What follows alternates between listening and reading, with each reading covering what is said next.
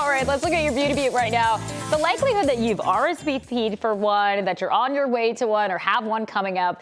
It's May, so it's wedding season. Things are in full swing. The industry absolutely booming once again. There's actually this report that comes from The Knot that estimates as many as 2.6 million weddings will be taking place in 2022. The year before the pandemic, it was 2.2 million. Helping us out, and those brides all out there right now, is our makeup expert and, of course, veteran bridal makeup artist, Christina Gallardo, giving us her best tips and advice because, Christina, so many weddings could be overwhelming to all those brides out there. You are overwhelmed. 2.6 million is a lot. I think you have at least 2 million of those coming up. Let's just say, anybody who works in the wedding industry, they're very, very busy this year. Very, I'd say. And now when it comes to brides deciding what's the perfect bridal makeup for them, the whole process of a wedding, overwhelming, as we know. Where should they start when it comes to makeup? So basically, you need to start with a basic understanding of the main makeup categories or looks. I think there's a lot of confusion just in that main foundation that can be a little confusing for people. So there's the natural glam, which is a lighter coverage foundation, light colored eyeshadows, think thin diffused eyeliners, individual lashes instead of full strips, nothing heavy. Think like a glam that brings out your best features but isn't overpowering. And then just to take note, a lot of people think neutral glam is a natural glam. They're not one and the same. So a lot of examples we see on celebrities the brides consider natural are actually a full glam. They just use neutral or natural tones. So like these Kim Kardashian photos, everyone wants that look. That looks natural, but those are definitely a full heavy glam, full coverage. So you want to consider, if you want the look in these photos, you want neutral tones, but full coverage with neutral smoky eye and full coverage dimensional lips. That's a full glam. That's not natural. If you want lighter coverage where you can see your skin through the makeup, that's natural makeup using neutral tones. And then for full glam, again, it's like full coverage foundations, setting powders, heavy contour, blush, smoky eyes, full dramatic lashes, full coverage lipstick. And then there's the no makeup, which is the hardest one to master. But think this Meghan Markle, she was definitely a no makeup bride, but tinted moisturizer, spot coverage as opposed to full, cream blushes, tinted lip balms or stains and mascara. And then once you figure those basics out, then you can decide on if you want natural finishes, matte finishes, dewy finishes, the shimmers, the matte shadows, things like that.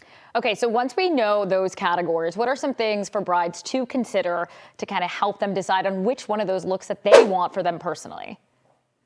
So you want to think big picture, right? So you want to think, what is your dress or your suit like? Is it romantic? Is it boho? Is it formal or classic?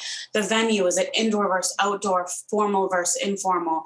The time of day, if it's day or night, the season, the overall theme of your wedding. All of these things play a part in creating your full look. And you also want to consider what your day-to-day makeup looks like, because we don't want extremes, right? We want you to still feel like you look like yourself on your wedding day, just a better, more polished version of yourself. Very but true. So these are all things that you discuss with your makeup artist at your trial.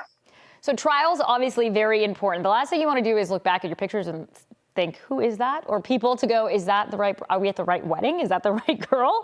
How do you give advice when it comes to picking your makeup artist? So I say when picking your makeup artist for your big day, you really want to delve deep into their portfolio and make sure that their style matches what you picture for yourself on your big day. If you're not sure, make sure you book a trial with them before you actually book and reserve them for your date. And then have another trial closer to the wedding to finalize your look. But definitely have a trial before your big day either way. If you're unsure about what you like, you may actually want more than one trial to try multiple looks. You don't want to be unsure of what you're doing the morning of your wedding day.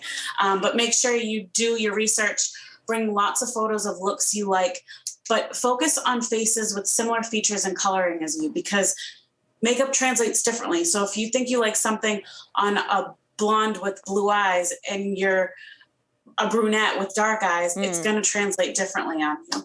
And then when you have those conversations with your makeup artist, point out what you like about each one. So focus on, do you like the skin finish? Do you like the tones, the eyeliner technique, the full line lips? The more insight that you can give your artist, the easier it will be for them to translate that look into the look of your dreams. Well, I have to ask you a personal question. You're talking about doing these trials and then booking them before the wedding. How far in advance as a bride do I have to reach out to you just in general? Because I know in the next couple of years, you're booked that solid. Yeah, it's like definitely during like prime time, you need to give people at least like a year and a half. Off season, you might get lucky within the year, but right now it's insane. Makeup artists are booking out through 2023. Totally. And last piece of advice, we have just a little bit of time here. Timeless versus trendy. Can you talk about those looks so that brides know what they want? Yeah, I mean, my biggest advice the day of is stay timeless. You don't want to look back at your wedding photos years from now and think, what was I thinking? You can never go wrong with the classic timeless look. The trends are going to come and go, and you're going to be sitting there 20 years from now like, why? So maybe skip like the bright pink liners during spring or something like that. All right, you guys. Thanks, Christina. You guys, every week you can tune in Tuesday to the Beauty Beat. And then you can follow Christina in the meantime. She's right there on Instagram at makeupbyChristinaG_. We'll be right back.